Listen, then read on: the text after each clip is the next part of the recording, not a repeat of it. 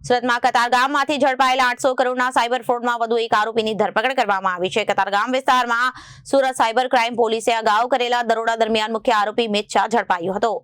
મિત શાહની તપાસ કરતા તેની પાસેથી 149 બેંક ખાતા મળી આવ્યા હતા, જેમાં 800 કરોડના સાયબર ફ્રોડના ટ્રાન્ઝેક્શન થયા હતા।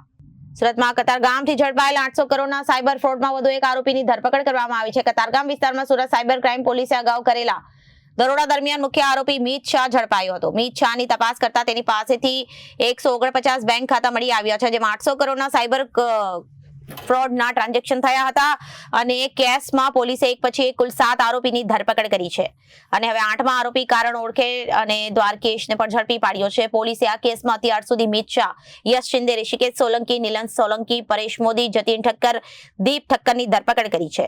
હવે કરણ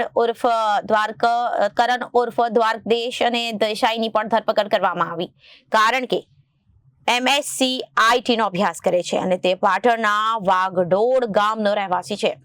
આરોપી કરણ અગાઉ પકડાયેલા આરોપી જતીન સાથે બેંકોક તેમજ વિયેટનામમાં રહેતો હતો, ત્યાંથી અલગ અલગ બેટિંગ વેબસાઇટ પાસેથી ફંડ મેળવતો હતો અને મ્યુઅલ એકાઉન્ટમાં ફંડ ટ્રાન્સફર કરતો હતો, કારણ કે લિયોપે 155 દ્વારકેશ નામની ફ્રેન્ચાઇઝી જતીન પાસેથી મેળવી હતી। આ ફ્રેન્ચાઇઝી મિત શાહને કામ કરવા માટે આપી હતી અને મિત શાહ પોતાના પાસે રહેલું ફંડ આઈડીમાં ટ્રાન્સફર કરતો। આરોપીને કોર્ટમાં રજૂ કરી 5 દિવસના રિમાન્ડ પોલીસે મેળવ્યા છે।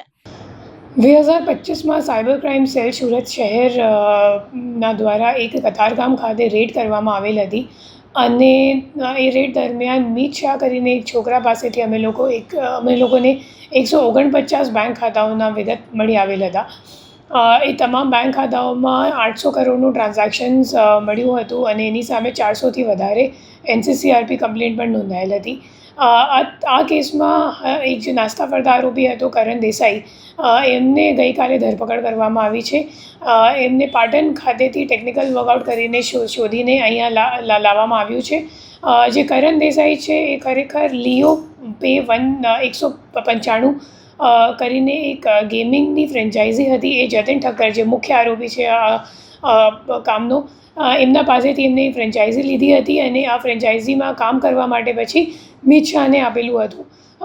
મિત શાહ એમના માટે તમામ જે મ્યુલ અકાઉન્ટ્સ છે એ એકત્રિત કરવાનું કામ અને પછી એ અકાઉન્ટ્સમાં પૈસા ચડાવવાનું કામ અને ટ્રાન્સફર કરાવવાનું કામ મિત શાહ કરતો હતો અને જે મુખ્ય આરોપી છે અગાઉ પકડાયા છે એમનું નામ છે જતીન ઠક્કર।